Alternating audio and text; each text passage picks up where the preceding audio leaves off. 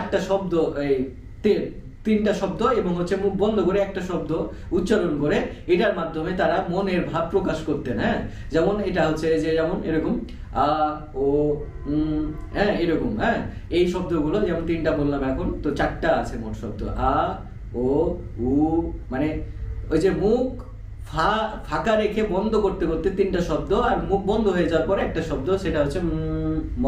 হ্যাঁ, তো এই আ ও আ এই আ ও আ এভাবে কিন্তু কথা বলতো আগের মানুষ, এটা কিন্তু চরম সত্য। আপনারা আমি যে ভিডিওগুলো দিই সাধারণত এগুলো কিন্তু আসলে মুখস্থ বিদ্যা না, এগুলো হচ্ছে গবেষণার বিদ্যা। হ্যাঁ, মুখস্থ বিদ্যা তো বই মুখস্থ করে আপনাদেরকে বলে দিতে পারে। হ্যাঁ, কিন্তু আমিও কিন্তু গবেষণা করি। হ্যাঁ, এখন আমি বই তারপরে এগুলো সব কিতাব উড়াই ফেলে দিচ্ছি, কারণ হচ্ছে আমি সুখী হয়ে গেছি, কারণ আমার আর পড়া লাগে না, ঠিক আছে। কিন্তু যখন আমি পড়াশোনা করছি তখন এই জ্ঞানগুলো তো আমার এসেছে। হ্যাঁ, সেগুলো কিন্তু আমি জানতে পারছি। তো